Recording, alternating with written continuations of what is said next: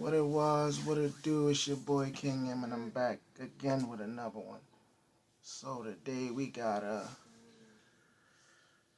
reaction video. I'm reacting to True. It's from the subscription Truly Criminal Network.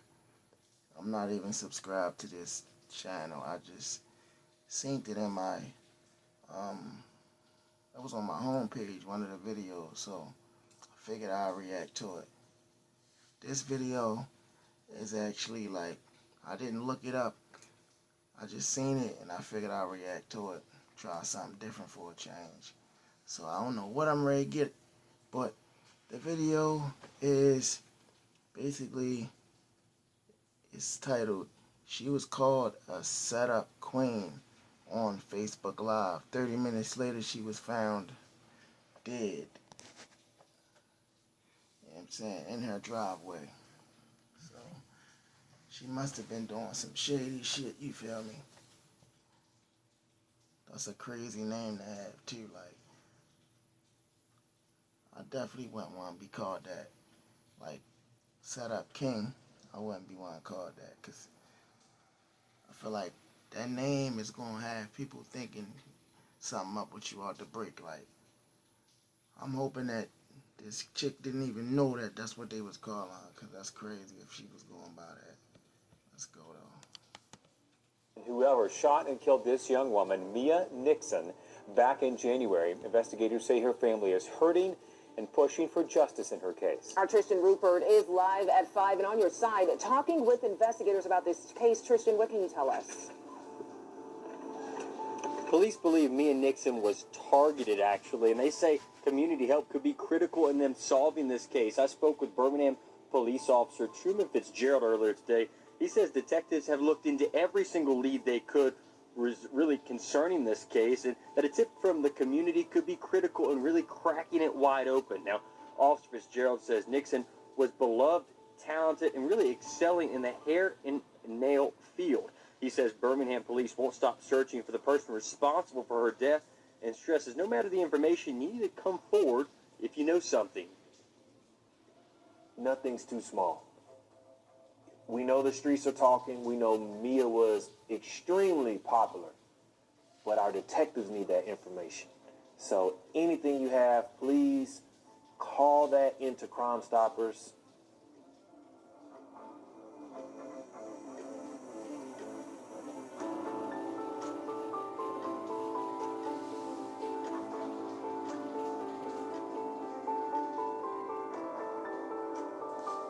January 10th, Alabama. 2024, 1:45 a.m., Birmingham, Alabama.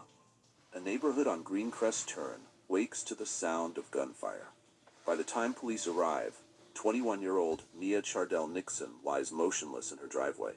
The single gunshot wound tells only part of Chardell Nixon lies motionless in her driveway. The single gunshot wound tells only part of the story. What investigators don't immediately realize is that just 30 minutes earlier, Mia had been the subject of a Facebook Live broadcast where she was publicly labeled a setup queen. Wow. From social media accusation to death in half an hour. This isn't coincidence. This is murder. The connection between those final 30 minutes, between that broadcast and the bullet, would lead detectives through one of Birmingham's most disturbing cases of recent years. But more importantly, it would reveal how quickly online accusations can escalate to real-world violence. I had to pause it real quick. Man, so basically, she was accused of this, like, right before she got whacked. You feel me? So, and they say publicly, like, from what I'm getting, basically she was out here doing dirt, caught up to her. I mean, anybody could see that, but the way it caught up to her was just like, I think she thought that that shit was cool, and she was just bragging and boasting, and that's how she got, you know what I'm saying, exposed. That's my take anyway. I don't think it was a situation where she was honestly trying to not be, like, to not be known, like, I don't think she was trying to lay low. I think she was trying to, like, thought she was getting clout. You feel me? So I think she was clout chasing. Mia Nixon's story forces us to confront uncomfortable questions. In today's world of instant broadcasts And by the way, that clout chasing shit, that's some new age era shit. Like, I feel like my generation was blessed that we was able to, we didn't have to experience that phase. Like, all that came in after I was already past my hopper years, you feel me? And I'm really glad because I believe, I mean, we was smarter, but still, I feel like that's a sad way of life. Like, to just be a crash out and chasing clout. Like, that is a reputation you talking about. That means nothing in the work world. It means nothing in the real world. Like, that is some street bullshit, you feel me? Like, man, kids, stay in school, don't be a fool. public accusations. How thin is the line between digital conflict and physical Police danger? don't love nobody. How did a young woman's life transform from ordinary to endangered in the span of a single social media session? The morning reports were clinical. Female victim found deceased from gunshot wound. But Mia wasn't just a statistic. She was a 21-year-old with hopes, relationships, and a future. All ended abruptly in her own driveway while family members slept inside, unaware of the violence just yards away. She was just outside the house, one neighbor would later tell reporters. We heard the shots, looked out the window, and saw someone running away. It happened so fast. The speed with which this violence occurred makes it all the more tragic. 30 minutes. That's how long Mia had between being labeled a setup queen and her death. 30 minutes to process an accusation. 30 minutes of life remaining. Bro, the way they break it down to you is crazy. Like, literally, 30 minutes. Like, I got a feeling somebody was on a tip. Like, yeah, that was her that did that bet. Where's she at? And yeah, as soon as they was confirmed that it was her, they went smack at her. Because it was in her driveway, meaning somebody came to her. You feel me? Yeah. I'm a street guy, so like I kind of can add this shit up for the old school gloss and like how the fuck do he know? Cause I've been in situations and I know certain shit. Like it's just what comes with being from the streets. You learn certain things. It's like going to school. When you go to school, you learn certain shit in certain classes. If you paid attention, it's the same thing for the streets. You feel me? It's just a different way of life, you know? But even more disturbing than the timeline is what investigators would eventually discover about the suspect. 22-year-old Damian McDaniel of Fairfield, Alabama. A man whose violent history would shock.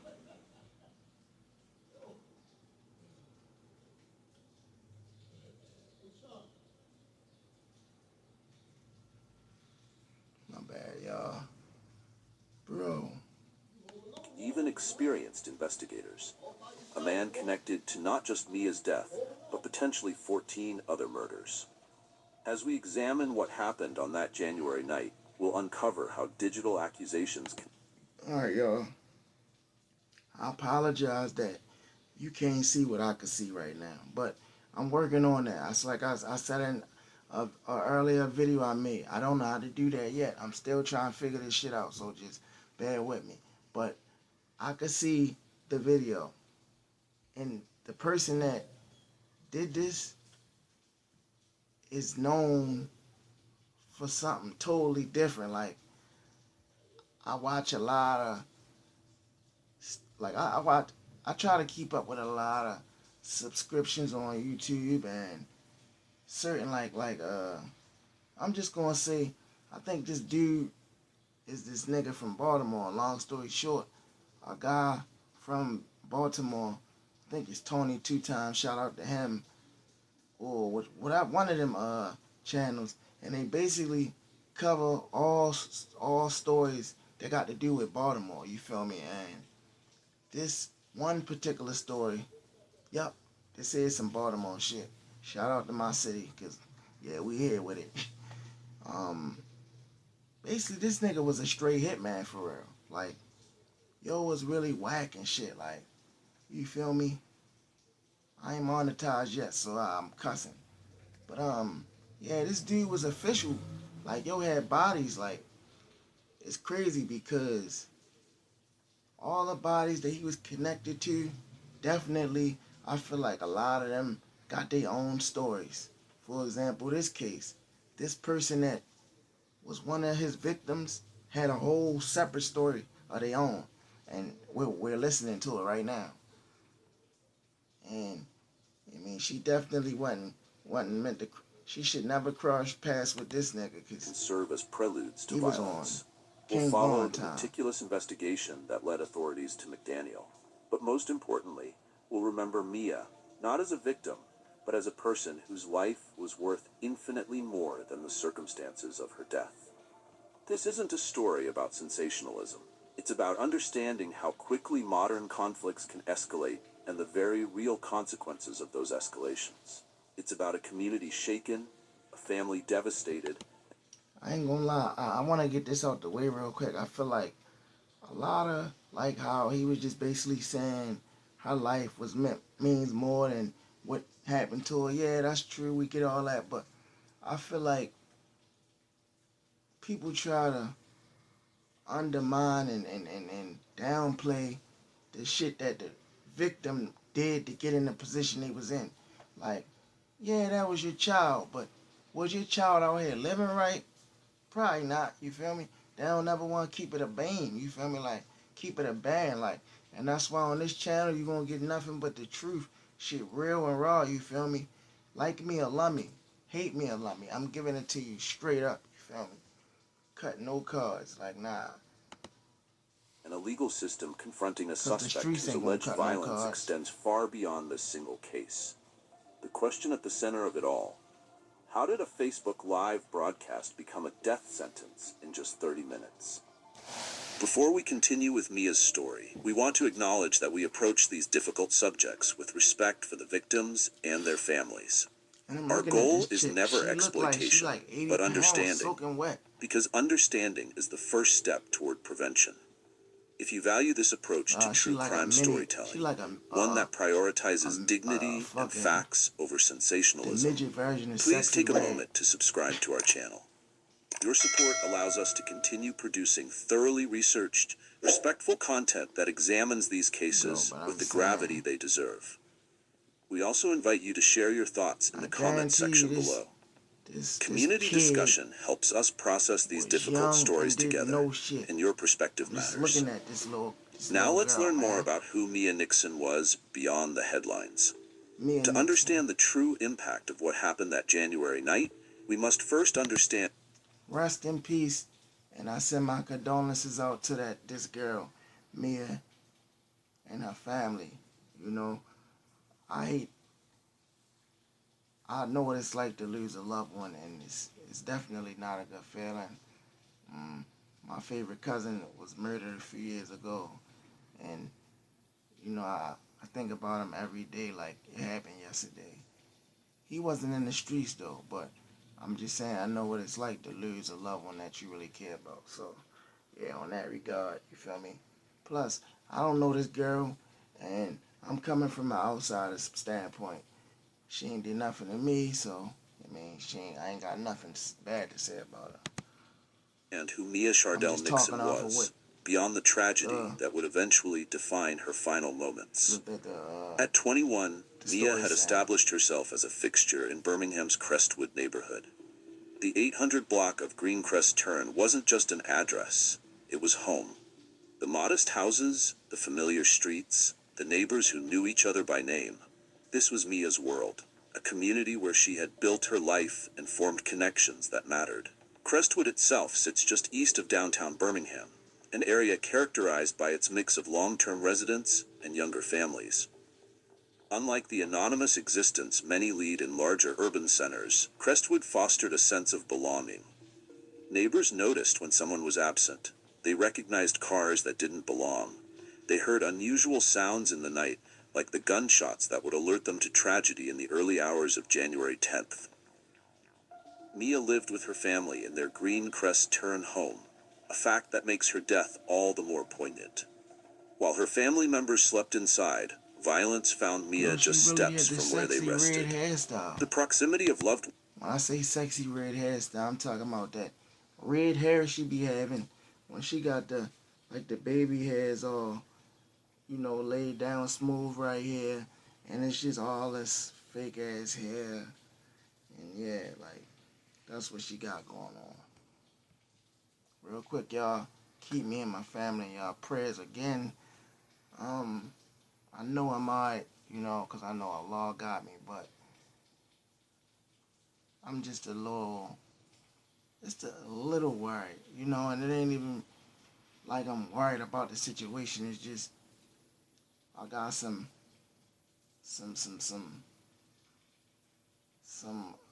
unpleasant news today. You feel me? Yeah, but yeah. Ones, present yet unaware, adds another layer of tragedy to an already devastating story. The houses here are close enough that we all know what's happening, said one resident who asked not to be named. That's what makes this so shocking. Someone was hurt right here, among us. What made Mia unique wasn't extraordinary wealth or fame, but the ordinary connections that define most meaningful lives. She was a daughter, a friend, a community member, a young woman building her future day by day. Like many 21-year-olds, she likely balanced ambition with uncertainty, independence with family ties, confidence with vulnerability. Her daily routines, the routes she walked, the places she frequented, the people she greeted, created the fabric of a life now remembered in past tense. Morning greetings to neighbors, evening returns home. The casual conversations that seem insignificant until they're no longer possible. 2000s, you feel Those me? specific details about Mia's career aspirations or educational path weren't widely documented. We know that at 21, she stood at that crucial junction between youth and full adulthood. Some of her peers would be finishing college, others establishing themselves in trades or careers, many still discovering their paths. Mia's potential, like her life, was cut short before it could fully manifest. Those who knew the neighborhood describe a community where young people like Mia often gathered at nearby parks or local establishments. Weekend evenings might include visits with friends or family dinners. Weekdays followed the rhythm of work or study. Normal life until it wasn't. What stands out in conversations with those familiar with the area is how ordinary Mia's life appeared. No previous incidents had marked her as someone in danger. No history of threats preceded the violence. Her social media presence, while active enough to become the platform for that fateful label of set-up queen, hadn't previously signaled any unusual conflict. This normality makes what happened all the more jarring. The abrupt transition from everyday life to violent death creates a... Oh my goodness. I'm sorry, y'all. I had to stop it one more time. You know what? I ain't even gonna stop it again. This video about the reaction to this, and we're gonna keep it to that. I just got so much shit going on. I be wanting to fill y'all in, but yeah, we gotta play this by the books. A stark contrast that disturbs our sense of how the world should work. Young women should return safely to their homes. Communities should protect their members. Social media disagreements should remain just that, disagreements. Birmingham itself shapes the context of this story. And my bad, I a thought city it of was approximately Baltimore, 200,000 residents, Fucking Birmingham balances southern Alabama. tradition with urban realities. Its neighborhoods each carry their own character, from historic districts to developing areas. Crestwood exists within this diverse landscape. Neither the city's wealthiest district nor its most challenged. It's simply home to people like Mia, people building lives within its boundaries. The night of January 9th began as countless others had. Nothing marked it as Mia's last. No obvious signs warned of approaching danger. She was simply a young woman living her life in a neighborhood she knew, among people familiar to her, with reasonable expectations of safety and continuation. Understanding who Mia was, an ordinary young woman in ordinary circumstances, makes what followed all the more incomprehensible. And it raises the central question that drives this case. How did her ordinary life intersect with extraordinary violence? The evening of January 9th, 2024 began unremarkably for Mia Nixon. A Tuesday night in Birmingham, typically a quiet time when most residents are winding down, preparing for the workday ahead. For Mia, this particular evening would follow its expected course, at least initially. What we know about those final hours comes from a combination of witness statements, digital records, and police reports. Together they create a timeline that becomes increasingly troubling as it approaches 1:45 a.m. As darkness settled over Greencrest Turn that evening, Mia was at home with her family. The neighborhood had fallen into its nighttime routine, lights glowing behind curtains, occasional cars passing, the distant sounds of the city providing a constant backdrop. Nothing suggested that this night would end differently than countless others before it. Sometime during the evening, social media, specifically Facebook, became a critical element in what would unfold. While the exact time hasn't been disclosed in public records, investigators confirm that a Facebook Live broadcast became the turning point. During this broadcast, Mia was publicly labeled a setup queen. The term requires context. In social media parlance, calling someone a setup queen implies they lure others into compromising or dangerous situations, essentially setting them up for harm, embarrassment, or exploitation. It's an accusation that questions character and intentions, suggesting deception and manipulation. For a 21-year-old young woman, such a public label represents more than just an insult. Not good. It's a reputation-damaging claim broadcast to potentially hundreds or thousands of viewers in real time. We don't know how Mia reacted when she learned of this broadcast, but the timing, approximately 30 minutes... What you mean you don't know how she reacted? Man, you know she didn't react good. We all know that. Come on now. That's like somebody doing that to you. You gonna look at that and be like, okay, that's what's up. Nah, you gonna be like, whoa, what's up with this? You gonna be on some bull, you feel me? She was definitely not happy. And I can tell you that now. I think she was scared. Once she realized her ass was grass, she was scared, you heard me. minutes before her death, creates an unavoidable connection. Did Mia see the broadcast herself? Did someone inform her about it? Did she respond publicly or privately? These questions remain part of the ongoing investigation. Now, she did What's something certain is that this digital accusation preceded physical violence by nearly half an hour. The specific contents of the Facebook Live video have not been fully disclosed by authorities, who continue to treat it as evidence. However, sources confirm that the broadcast included direct references to Mia by name and the explicit setup queen accusation. Viewers of the live stream would have received an immediate, unfiltered impression of Mia based solely on the broadcaster's claims. As the clock approached 1:30 a.m. on January 10th, Mia was somehow drawn outside her home. Whether she went willingly or was lured remains unclear. What is known is that she ended up in her driveway, a space visible from the street, yet still within the boundaries of what should have been her safe domain. The neighborhood was quiet at this hour. Most residents were asleep, windows dark, streets empty. The perfect conditions for someone approaching with harmful intent. Surveillance. Nah, chat. Oh, my bad, y'all. Oh. We ain't going like that. I'm waiting for this shit to fix. I want to say this chick definitely was playing with fire. Like, I'm a hood nigga. I already know how it goes. She was doing it, thinking it was cool because of social media and Sexy Red and Glorilla and Megan Thee Stallion and all them. They got these young females thinking that should remain just that, shit is what it is. No. Birmingham itself shapes the context of this story. None of them. A city began as countless others had. Nothing marked it as Mia's last. No obvious signs warned of approaching danger. She was simply a young woman living her life in a neighborhood she knew. among people familiar to her, with reasonable expectations of safety and continuation. I apologize if I Understanding who Mia backtrack, was, an ordinary young woman in ordinary something circumstances, happens, makes what followed all the more incomprehensible. And it raises the central question that drives this case. How did her ordinary life intersect with extraordinary violence?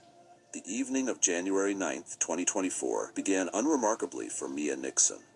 A Tuesday night in Birmingham, typically a quiet time when most residents are winding down, preparing for the workday ahead. For Mia, this particular evening would follow its expected course, at least initially. What we know about those final hours comes from a combination of witness statements, digital records, and police reports. Together they create a timeline that becomes increasingly troubling as it approaches 1:45 a.m. As darkness settled over Greencrest Turn that evening, Mia was at home with her family. The neighborhood had fallen into its nighttime routine, lights glowing behind curtains, occasional cars passing, the distant sounds of the city providing a constant backdrop. Nothing suggested that this night would end differently than countless others before it. Sometime during the evening, social media, specifically Facebook, became a critical element in what would unfold. While the exact time hasn't been disclosed in public records, investigators confirm that a Facebook Live broadcast became the turning point. During this broadcast, Mia was publicly labeled a setup queen. The term requires context. In social media parlance, calling someone a setup queen implies they lure others into compromising or dangerous situations, essentially setting them up for harm, embarrassment, or exploitation. It's an accusation that questions character and intentions, suggesting deception and manipulation. For a 21-year-old young woman, such a public label represents more than just an insult. It's a reputation-damaging claim broadcast to potentially hundreds or thousands of viewers in real time. We don't know how Mia reacted when she learned of this broadcast, but the timing, approximately 30 minutes before her death, creates an unavoidable connection. Did Mia see the broadcast? Neighbors, startled from sleep, would later recall the sudden, jarring sound, unmistakably gunfire, unmistakably close. I heard I'm 3 or a 4 bit, let me shots, go back one a neighbor little told bit. reporters, who continue to treat it as evidence. However, sources confirm that the broadcast included direct references to Mia by name and the explicit setup queen accusation. Viewers of the live stream would have received an immediate, unfiltered impression of Mia based solely on the broadcaster's claims. As the clock approached 1:30 a.m. on January 10th, Mia was somehow drawn outside her home. Whether she went willingly or was lured remains unclear. What is known is that she ended up in her driveway, a space visible from the street, yet still within the boundaries of what should have been her safe domain. The neighborhood was quiet at this hour. Most Driveway residents were means you're asleep, not out- you- windows dark, you're not streets inside empty, your the door. perfect You're not in conditions the for dwelling someone of your approaching with house. harmful intent. Surveillance bad, footage but- from nearby properties for residents in her safe domain. Space visible from the street. What is known is that she ended up in her driveway, a space visible from the street, yet still within the boundaries of what should have been her safe domain. The neighborhood was quiet at this hour. That's a what should have been. Keyword should, because it wasn't. And to me, that's not safe at all. You ain't safe until you inside them front door. You know what I'm saying? On the porch ain't safe. You could get hit through the window and all that, but I'm just saying, like, once you get inside the house, you could breathe easy, you feel me? You good. But as long as you still outside and you breathing outside air, you're vulnerable. So that driveway, nah, that wasn't safe. She wasn't supposed to be Most right there. residents were asleep, windows dark, streets empty. The perfect conditions for someone approaching with harmful intent. Surveillance footage from nearby properties would later help investigators track movement in the area, but in those crucial moments, Mia was alone. At approximately 1:45 a.m., the stillness broke. Multiple That's gunshots definitely echoed not through Greencrest Turn. They got Neighbors, double startled decker from buses. sleep, would later recall the sudden, jarring sound, unmistakably gunfire, unmistakably close. I heard 3 or 4 shots, one neighbor told reporters, then car doors and tires squealing away. Inside Mia's home, her family remained unharmed but would soon face the unimaginable. Outside, Mia lay wounded in the driveway, the victim of what appeared to be a targeted attack. The response was swift but futile. Someone called 911, reporting a person shot at the 800 block of Greencrest Turn. Birmingham's East Precinct officers arrived quickly, securing the scene while emergency medical personnel from Birmingham Fire and Rescue assessed Mia's condition. Their assessment was grim. Mia Chardell Nixon was pronounced dead at the scene, her life ended by gunshot wounds sustained in her own driveway. The time between the Facebook Live set-up Queen accusation and her death had been approximately 30 minutes. As dawn broke over Birmingham on January 10th, the scene transformed. What had been a quiet residential driveway became an active crime scene. Yellow tape created a perimeter. Officers documented the location of shell casings. Forensic teams collected ballistic evidence.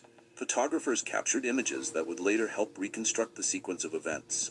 Neighbors gathered beyond the tape, faces showing a mix of shock, fear, and sorrow. Some had heard the shots. A few had glimpsed shadows fleeing afterward. None had witnessed the actual shooting. Inside Mia's home, family members grappled with sudden loss. Outside, investigators began the methodical process of tracking backward from effect to cause, from tragedy to motive. The timeline was established. Social media accusation at approximately 1:15 a.m., gunshots at approximately 1:45 a.m., death pronounced shortly thereafter. 30 crucial minutes that connected digital conflict to physical violence. 30 minutes during which Mia Nixon's ordinary life transformed into an extraordinary tragedy. As dawn broke on January 10th, 2024, the neighborhood on Greencrest Turn transformed into a hub of methodical activity. Birmingham's East Precinct officers had secured the perimeter immediately after arriving at 1:45 a.m., but now the full investigative machinery engaged. This wasn't just another crime scene. It was the beginning of a complex case that would eventually expose a pattern of violence extending far beyond a single tragedy. The initial response focused on preserving every detail at the scene.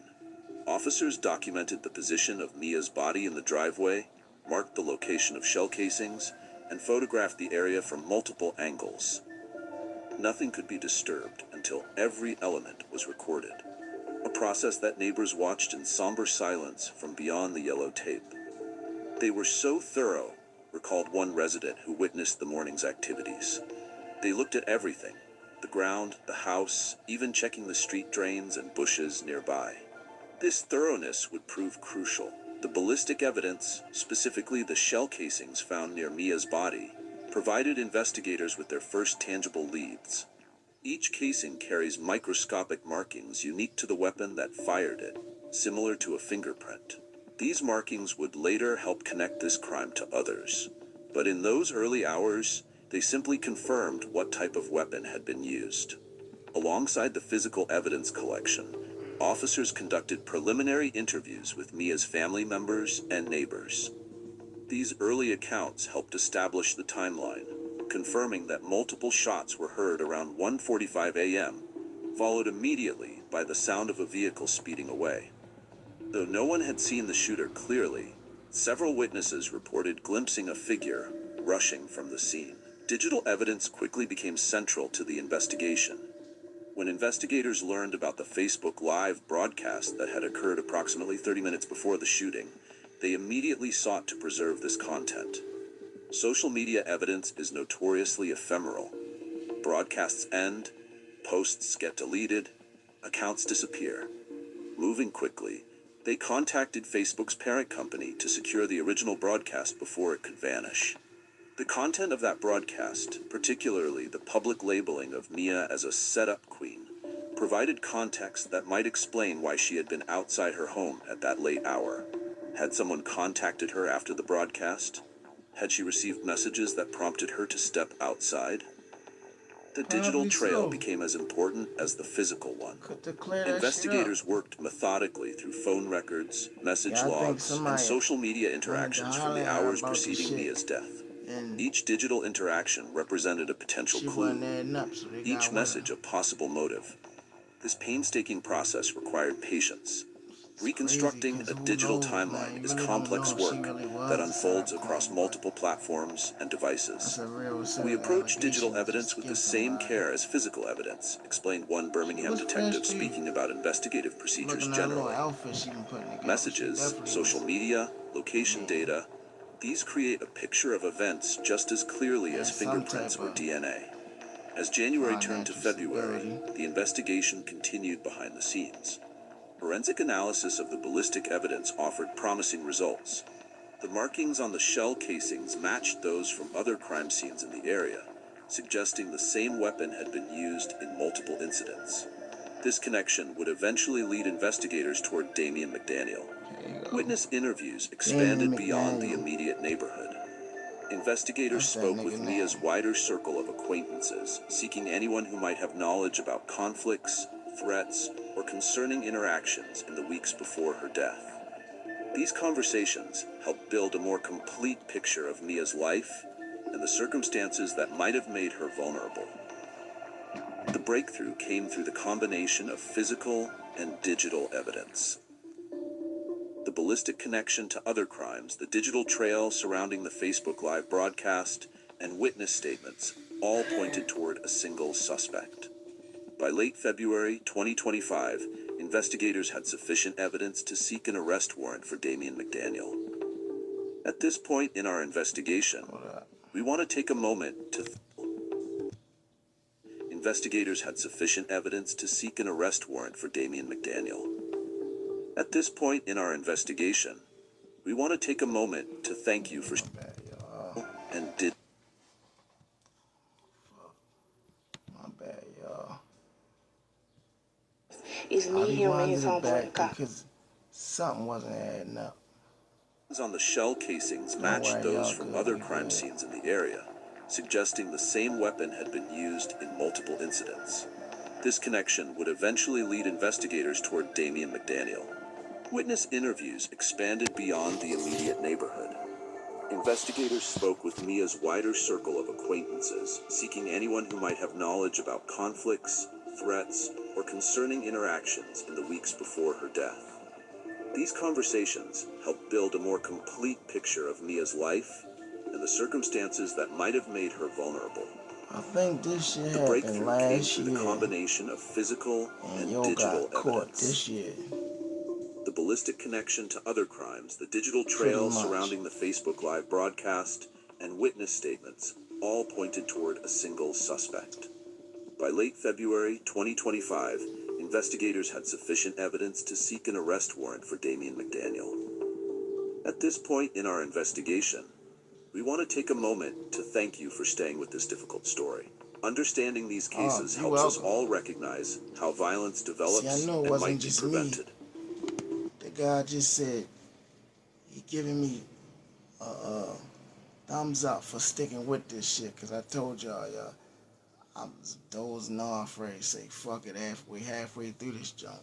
I don't know if it was too long or it just wasn't appealing to me, but yeah, we almost done it. I ain't doing these type ones no more. If you're finding this account informative, please consider subscribing to Truly Criminal Network and hitting the notification bell. That's his channel. Now I'm saying subscribe to my channel, Made Soldiers ENT. Like my shit, share, and comment. I greatly appreciate it. Also, make sure you tell a friend. And tell that friend to do what, Pumpkin? There you go. Your engagement helps support our team's commitment to thorough, respectful coverage of these complex cases. If you have thoughts about the role social media played in this tragedy, we welcome your comments below. Now, let's continue examining how investigators connected the dots. What made the case against McDaniel particularly compelling was the pattern that emerged. The 22-year-old Fairfield resident wasn't just suspected in Mia's death. He was potentially linked to multiple homicides across the Birmingham area. See? The method, the weapon, the approach, all showed remarkable consistency. That's what it was. Yo was As from investigators Birmingham. built their case, they discovered that McDaniel's actions often followed a strategy. Identify targets through social connections, create public controversy around them, then strike when they were vulnerable. The Facebook Live Set Up Queen accusation fit this pattern perfectly. A public denouncement followed by a deadly ambush. By February 25, 2025, police had gathered enough evidence to make their move. The arrest warrant was issued, charging McDaniel with intentional murder. Given the severity of the charge and his alleged connection to multiple homicides, the court ordered he be held without bond, a decision that reflected both the evidence against him and the potential already danger was he fighting posed the to the body, community. like, The hunt for answers had led that from didn't shell really fit casings in a y'all. Birmingham driveway Y'all heard to a his name. suspect Go look allegedly his story up. responsible for as That many as dude is a 14 straight murders. King Von. What began as a single tragedy had revealed something far more extensive. A pattern of violence that had gone unrecognized until Mia's death brought it into focus. To understand the full magnitude of Mia Mad Nixon's Max. case, we must examine the man ultimately That's what I'm gonna charged say. He with was a her Mad murder. Max. I ain't gonna Damian say King McDaniel, Von. 22, from Fairfield, Alabama, was not a first-time offender. There y'all go. Y'all just heard it. I take back that King Von accusations. Rephrase it. Dude was on his Mad Max shit. Because King Von, I wasn't there. I don't know if any of that stuff even happened. But Mad Max, he's a fictional dude from the movie Shot Us, who was a fucking serial killer. Check him out. Yo, it's not a joke. Damian's case, we must examine the Like, man they run his name ultimately back and charged let with you her know where murder. he's from and all that. Damian McDaniel, 22, from Fairfield, Alabama, was not a first-time offender Do your when research authorities on him. connected him to Mia's death. Court documents and police records paint a disturbing portrait of a man whose alleged violence extended far beyond a single incident. By the time investigators identified McDaniel as a suspect in Mia's murder, he had already accumulated a record that shocked even those familiar with violent crime. According to official documents, McDaniel had been implicated in an astonishing number of homicides, up to 14 separate murders across the Birmingham area. This wasn't the Did y'all just hear what he said? I don't think y'all just heard that. Let me let y'all hear that again. person who 14 separate murders aided in an astonishing number of homicides, up to 14 separate murders across the Birmingham area. This wasn't the person One who nigga. snapped in a moment of anger.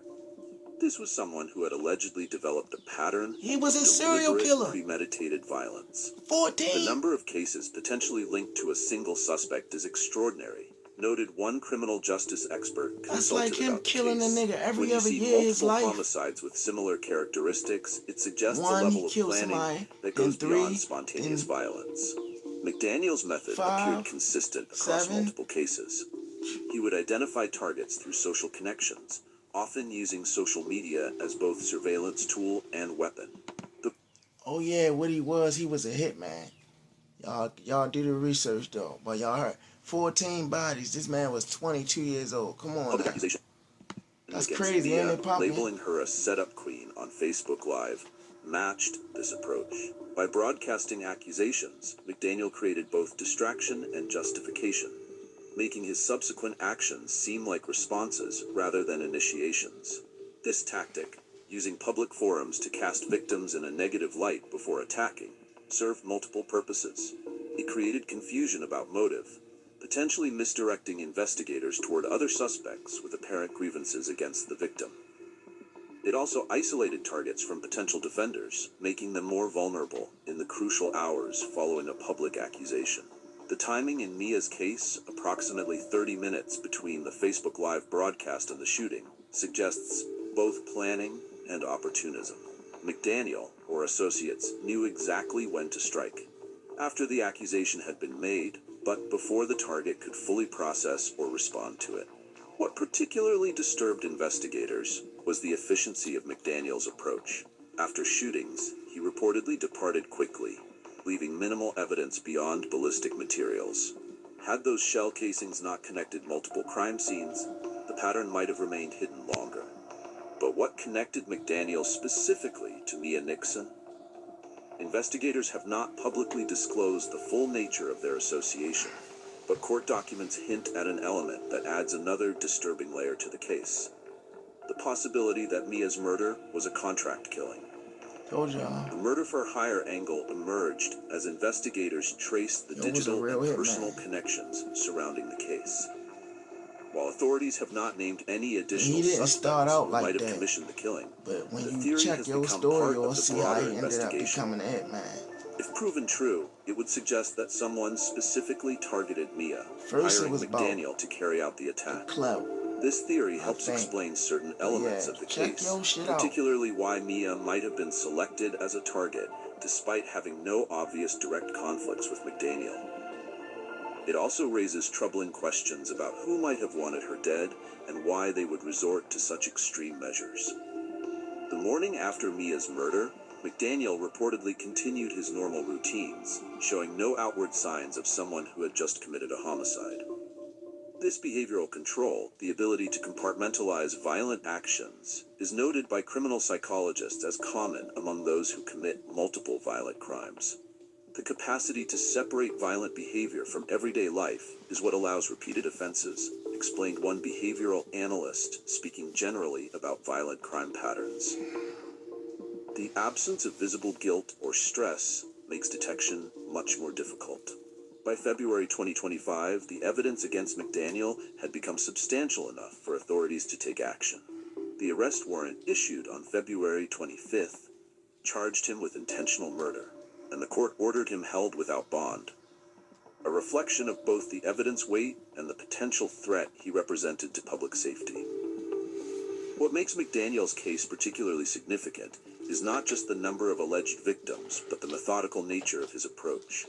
This wasn't chaotic violence, it was systematic.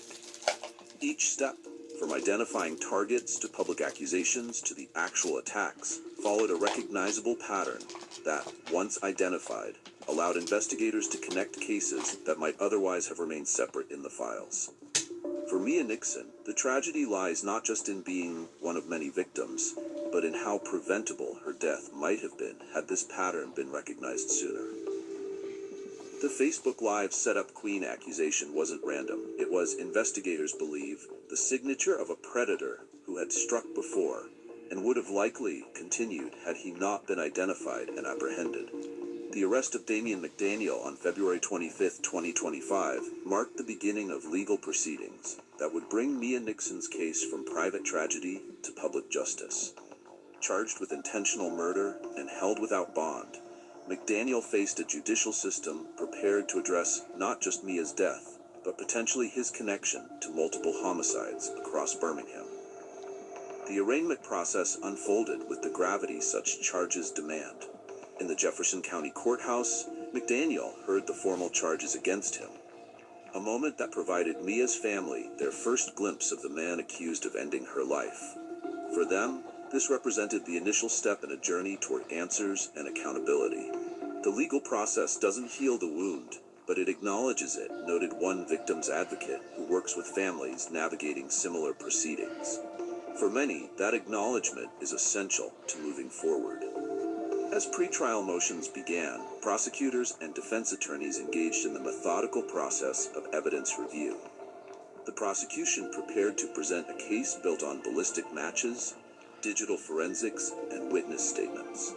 Each piece of evidence underwent scrutiny, each connection was verified and documented for eventual presentation to a jury. Beyond the courtroom, Mia's case resonated throughout Birmingham. Community forums addressed the intersection of social media and violence, highlighting how quickly online accusations can escalate to physical harm. Local leaders called for increased awareness of how digital platforms can be weaponized, transforming seemingly harmless broadcasts into potential preludes to violence. What happened to Mia forces us to rethink how we view online interactions, explained one community organizer. Words that appear only on screens can have consequences in the physical world. The revelation that McDaniel might be connected to 14 murders prompted wider discussions about violence detection and prevention. Law enforcement agencies across Alabama reviewed their approaches to identifying patterns across seemingly isolated incidents. Could earlier connection of these cases have saved lives? This question drove agencies to improve communication and coordination across jurisdictions. For those who knew Mia, justice through the courts represents only one dimension of her legacy. Many have chosen to honor her memory by advocating for stronger protections against targeted violence, particularly when facilitated through social media. Small gatherings, community discussions, and informational campaigns have emerged from the collective grief, transforming personal loss into public action. Mia wasn't just a victim, she was a catalyst, said one neighbor who helped organize a community safety workshop. Her story has made people more aware, more cautious, more committed to watching out for each other. As the case against McDaniel progresses toward trial, scheduled for later in 2025, the dual processes of justice and healing continue in parallel. For Birmingham's residents, particularly those in the Crestwood area, Mia's absence remains a reminder of how suddenly violence can transform a community. Yet from this absence has emerged a strengthened You resolve look at to protect vulnerable community members, his to situation recognize in warning different, signs, and to a ensure that different social light. media platforms implement Alright, stronger this shit safeguards. over. It's like a minute left and they ain't really talking about nothing. So, there y'all have it.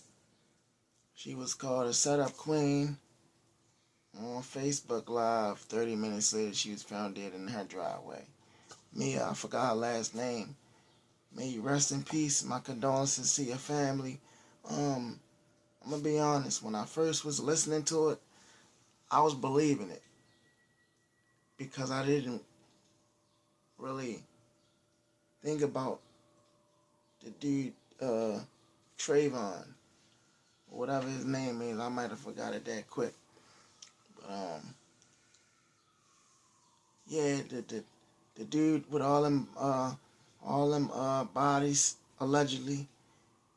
Because I knew his case already, that's what made me see it in a different light. But I'm not gonna lie. If I didn't know that, I definitely would have thought that Mia had did what they said she did.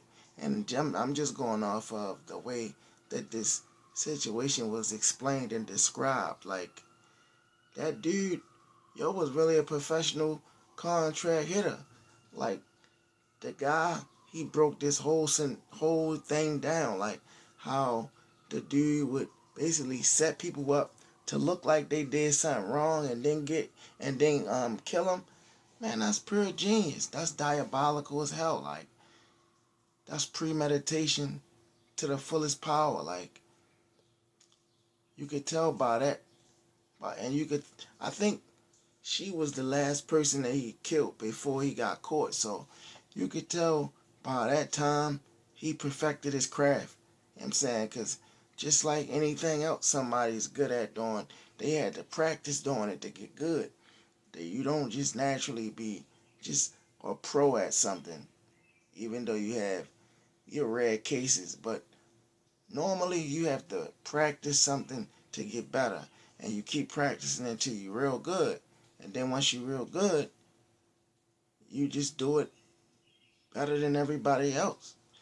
And that's where he was at with it. But he was on taking hits, whacking shit. Like, my man was, you know what I'm saying, like motherfucking Lil Wayne in the 90s. Hit at the hit, you feel me? But yeah, man. That's crazy though. I gotta do another story on that dude because actually I never did one on him, but I am gonna do a reaction off of his case. And I'm gonna do an update too because I don't know where he's at right now, but I'm pretty sure he's probably locked up where he's probably gonna be at. I just wanna know his actual trial, like what's up with it. Cause if they got the penalty where he from, I think they're gonna give it to him. I'm not even gonna bullshit you. Like I told y'all, I studied one of his story, and Ruthless Vatos, was definitely one of them. You feel me? You know how they be like, I'm him or I'm one of them. Yeah, he's one of them. Was a straight stepper. He ain't no stepper. He's stomping. Yeah. But yeah. If y'all like what y'all see over here on this channel, like it, comment, subscribe. We would greatly appreciate it. Right there in that corner down there. Right there. Yeah, hit that button. Alright, there you go. Yeah, that's it. Like I say, I mean, tell a friend about the Made Soldiers platform, and if that friend know, then tell him to tell another friend. You feel me? Y'all know how it go. Tell a friend and tell that friend and tell a friend. But yeah, that's it. You feel me? Yeah, we out. Until the next one. Y'all be safe.